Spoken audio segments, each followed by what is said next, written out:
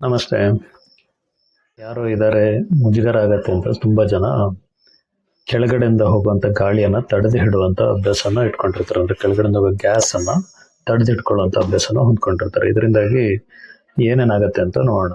ತುಂಬ ದಿನಗಳು ಈ ಥರ ಮಾಡೋ ಅಭ್ಯಾಸ ಇದ್ದರೆ ಹೊಟ್ಟೆ ಉಬ್ಬರ ಬರ್ಬೋದು, ಹೊಟ್ಟೆ ನೋವು ಬರ್ಬೋದು, ಪದೇ ಪದೇ ತೇಗು ಬರ್ತಾ ಇರುತ್ತೆ, ಶರೀರದಲ್ಲಿ ಆಯಾಸ ಇರುತ್ತೆ, ಕೆಲಸ ಮಾಡೋಕ್ಕೆ ಉಲ್ಲಾಸ ಇರಲ್ಲ, ಕೆಲವರಿಗೆ ಹೊಟ್ಟೆಲಿ ಏನೋ ಓಡಾಡ್ದಂಗೆ ಆಗುತ್ತೆ, ನನಗೆ ಮುಟ್ಟಕ್ಕೆ ಗಂಟು ಥರ ಸಿಗುತ್ತೆ ಅಂತ ಕೂಡ ಕೆಲವರು ಹೇಳ್ಬೋದು. ಅಂದರೆ ವೇಗ್ ಸಿಂಪ್ಟಮ್ಸ್ ಅಂದರೆ ಒಂದು ನಿರ್ದಿಷ್ಟ ಕಾಯಿಲೆನ ಅದು ಸೂಚಿಸ್ತಾ ಇರಲ್ಲ. ಸುಮಾರು ಸಲ ಸ್ಕ್ಯಾನ್ ಎಲ್ಲ ಮಾಡಿದಾಗ ಅದು ಸರಿ ಇರುತ್ತೆ.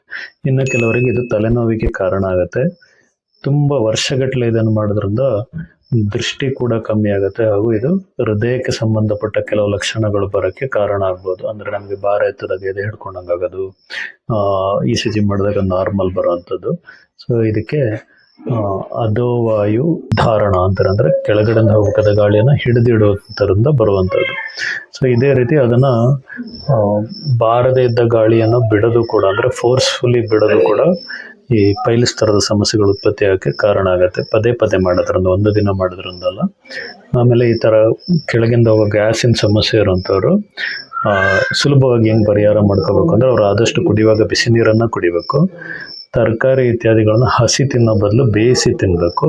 ಅದನ್ನು ಟಾಸಿಂಗ್ ಅಂದರೆ ಬೆಣ್ಣೆ ಅಥವಾ ತುಪ್ಪ ಅಥವಾ ಎಣ್ಣೆ ಜೊತೆಲಿ ಸ್ವಲ್ಪ ಅದನ್ನು ಮಿಕ್ಸ್ ಮಾಡಿ ತಗೋಬೇಕು.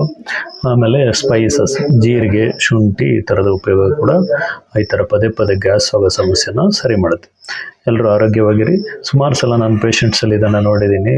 ಅವರು ಅನೇಕ CT ಸ್ಕ್ಯಾನು, ECGs ಇವೆಲ್ಲ ಮಾಡಿರ್ತಾರೆ. ಬಟ್ ಪ್ರಾಬ್ಲಮ್ಮು ಹೊಟ್ಟೆಲಿರೋ ಗಾಳಿಯಿಂದ ಇರುತ್ತೆ. ಆ್ಯಂಡ್ ಇವರು ದೇ ವಿಲ್ ಬಿ ವಂಡರಿಂಗ್, ಅಯ್ಯೋ ನಾನೆಲ್ಲ ಮಾಡಿಸಿದ್ದೀನಿ, ಎಲ್ಲ ಸರಿ ಇದೆ, ಇದು ಯಾಕೆ ನನಗೆ ಹಿಂಗಾಗ್ತಿದೆ, ಇದು ಯಾಕೆ ನಂಗೆ ಹಿಂಗಾಗ್ತಾ ಇದೆ ಅಂತೇಳಿ. ಸೊ ಸುಮಾರು ಸಲ ಸಣ್ಣ ಸಮಸ್ಯೆಯಿಂದಾಗಿ ಅದು ಅನೇಕ ಬೇರೆ ಬೇರೆ ಲಕ್ಷಣಗಳನ್ನು ಕೊಡ್ತಾ ಇರುತ್ತೆ. ಧನ್ಯವಾದಗಳು. ನಮಸ್ಕಾರ.